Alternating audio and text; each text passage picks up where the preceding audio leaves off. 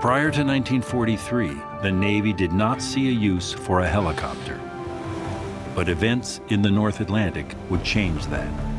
American ships crossing to supply England with food and weapons were being tormented and sunk by packs of German submarines called U-boats. There was not an easy solution to locate those U-boats and then attack them. One of the ideas was using the helicopter. You could put some depth bombs on it, at least chase off the submarines, if not actually kill them. But no existing helicopter could carry the weight of a 2,000-pound torpedo. The PV-2 could hardly lift my father, who was flying it. What was needed was an enormous leap beyond the PV-2. Helicopter technology was in its infancy. Most, including the Navy, thought the aircraft that they envisioned would be years in the making. Dad went directly back to the drawing board.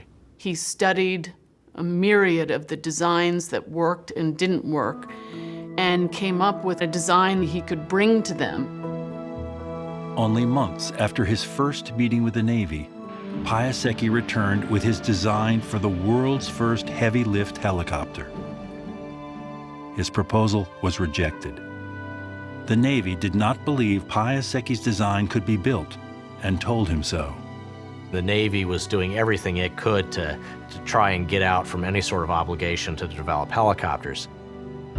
This ultimately failed because Senator Truman's Defense Investigation Committee decided that the helicopter was an important solution to the U-boat menace.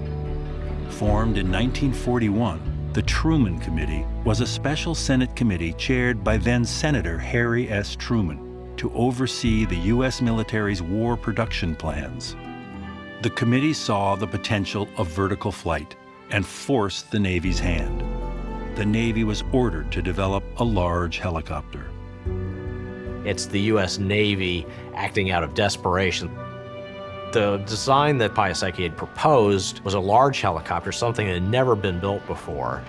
The Navy officials had the full expectation that he was going to fail. Finally, on January 1st, 1944, the PV Forum received a contract from the Navy calling for the construction of the first prototype of a large transport helicopter. What followed was months of round-the-clock effort. The workforce expanded to 80 employees. They moved to a new factory. Frank was involved in every decision.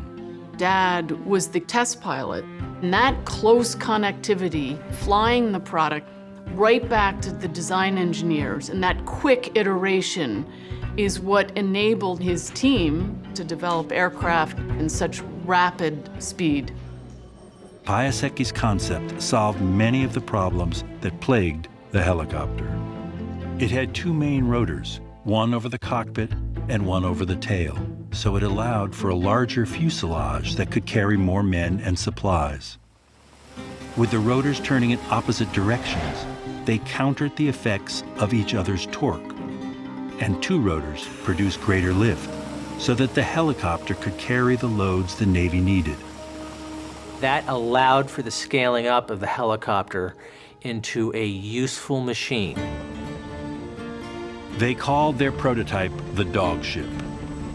Typically, rotorcraft development spans a long time, 3 years, 4 years. From contract signing on New Year's Day to first flight was about 13 months. The dog ship was rolled out in March 1945. With no outer skin, open to the elements, Frank and a co-pilot made the first test flight. Piasecki gets credit for really the first successful large helicopter ever built. The PV Forum had gone from the PV-2, which could barely hold the pilot, to a large helicopter that could hold 8 to 10 passengers and carry nearly 2,000 pounds. No longer just a prototype, it was designated the HRP-1. It really opened people's eyes at that time. The light bulb kind of finally went off in the United States Navy that